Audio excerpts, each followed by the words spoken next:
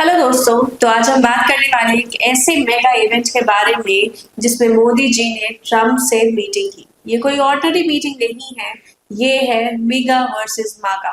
जी हाँ, make India great again versus make America great again का showdown. इसका असर हमारी इकोनॉमी पे और हमारे स्टॉक मार्केट पे बहुत ज्यादा पड़ सकता है। तो इस मीटिंग में डिस्कशन हुए ट्रेड को लेके, डिफेंस को लेके और सिक्योरिटी मैटर्स को लेके।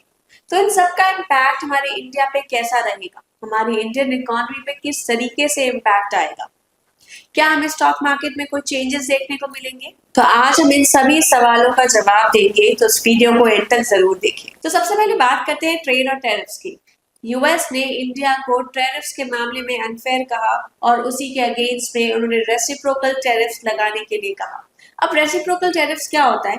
जो भी टैक्स रेट इंडिया लगाएगा यूएस की गुड्स पे, वही सेम टैक्स रेट यूएस भी लगाएगा हमारे इंडियन गुड्स पे। मोदी जी ने कहा कि इंडिया एक म्यूचुअली बेनिफिशियल ट्रेड एग्रीमेंट चाहता है। अगर ये ट्रेड डील सक्सेसफुल होती है ना, तो दोनों देशों के बीच में जो ट्रेड बैरियर्स है ना, वो कम होंगे और इकोनॉमिक टाइज मजबूत होंगे।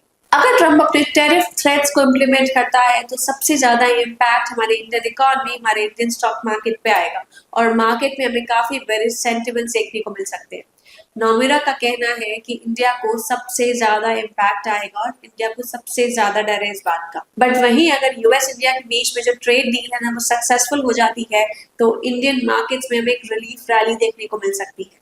ट्रेड टैरिफ्स के बाद डिस्कशन हुआ डिफेंस के बारे में। ट्रम्प ने अनाउंस किया कि यूएस इंडिया को मिलिट्री सेल्स बढ़ाएगा और आगे आने वाले टाइम में F-35 जैसे फाइटर जेट्स भी सप्लाई कर सकता है। इंडिया ने यूएस से ऑलरेडी $20 बिलियन से ज्यादा के डिफेंस इक्विपमेंट्स खरीदे हुए। ये मूव इंडिया को चाइना के खिलाफ इंडो पैसिफिक रीजन में स्ट्रॉन्ग बनाएगा और हमारी जो डिफेंस कैपेबिलिटीज है ना, उनको अपग्रेड करेगा। इससे इंडिया की मिलिट्री स्ट्रेंथ बढ़ेगी और रीजनल सिक्योरिटी में भी इंप्रूवमेंट आएगा। ट्रेड टैरिफ्स और डिफेंस सेक्टर में कोऑपरेशन के बाद दोनों कंट्रीज ने एनर्जी सेक्टर में भी काफी ज्यादा फोकस किया। दोनों देशों ने ना एनर्जी सेक्टर में अपना कोलैबोरेशन बढ़ाने पर फोकस किया। ट्रम्प ने कहा कि यूएस इंडिया को ज्यादा ऑयल और गैस बेचना चाहता है और मोदी जी ने इस बात पे सपोर्ट दिखाया। इससे क्या होगा, इंडिया की जो एनर्जी सिक्योरिटी है ना, वो बूस्ट होगी, वो स्ट्रेंथन होगी और दोनों कंट्रीज के बीच में जो ट्रेड डेफिसिट है ना, वो कम होगा। दोनों कंट्रीज के एनर्जी सेक्टर में कोलैबोरेशन के बाद इंडिया को एक रिलायबल सोर्स ऑफ एनर्जी मिलेगा और जिससे कि यूएस इंडिया में जो ट्रेड डेफिसिट है वो कम होगा और यूएस इंडिया में जो ट्रेड रिलेशंस है ना, वो भी इंप्रूव होंगे। अगर सिक्योरिटी की बात करें तो ट्रम्प ने 2008 के मुंबई अटैक्स के एक प्रॉपर सस्पेक्ट तहावुर हुसैन राणा को इंडिया एक्स्ट्राडाइट करने का सपोर्ट किया।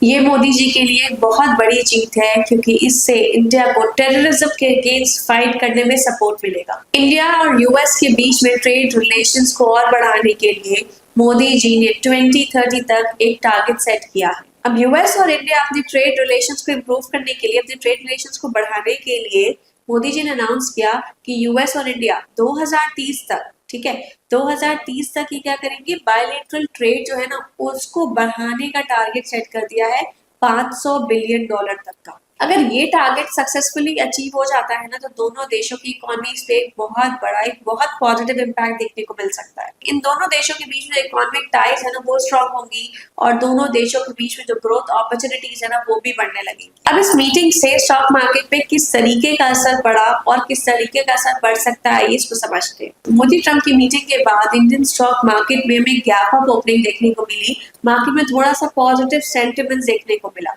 बट वो काफी टाइम के लिए सस्टेन नहीं कर पाया और मार्केट फिर से अपने बेयरिश सेंटिमेंट्स के साथ ट्रेड करने लगा। अगर ट्रेड भी सक्सेसफुल होती है ना और टैरिफ में हमें कंसेशंस देखने को मिलते हैं, तो ये लॉन्ग टर्म में ना स्टॉक मार्केट पे एक पॉजिटिव इम्पैक्ट देखने को मिल सकता है।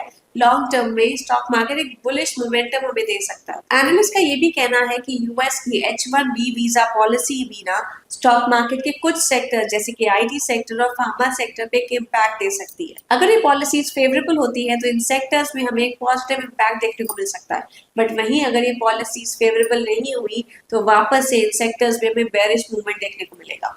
तो दोस्तों, मोदी ट्रम्प की मीटिंग एक सिग्निफिकेंट इवेंट था जो कि इंडिया के ट्रेड, डिफेंस और एनर्जी सेक्टर पे काफी ज्यादा इम्पैक्ट दे सकता है। शॉर्ट टर्म में हमने देखा स्टॉक मार्केट में काफी वोलेटिलिटी थी। पहले मार्केट ने gap up opening the, but market उस गैप को सस्टेन नहीं कर पाया और मार्केट फिर से एक नेगेटिव सेंटिमेंट के साथ ट्रेड करने लगा और मार्केट में फिर हमने काफी ज्यादा सेलिंग देखने को मिली। लेकिन अगर हम लॉन्ग टर्म पर्सपेक्टिव की बात करें ना, तो अगर सब कुछ प्लान के अकॉर्डिंग चलता है तो मार्केट में हमें एक बुलिश सेंटिमेंट देखने को मिल सकता है। तो हमें अपने इन्वेस्टमेंट्स पे एक नजर रखनी चाहिए और इन डेवलपमेंट्स पे फोकस करना चाहिए। जैसे डे टू डे डेवलपमेंट्स आते जाते हैं ना, वैसे ही हम अपने ट्रेडिंग और इन्वेस्टमेंट डिसीजंस को भी मोल्ड करना चाहिए। अगर आपको ये वीडियो इन्फॉर्मेटिव लगा हो तो लाइक, शेयर और कमेंट करना ना भूलें।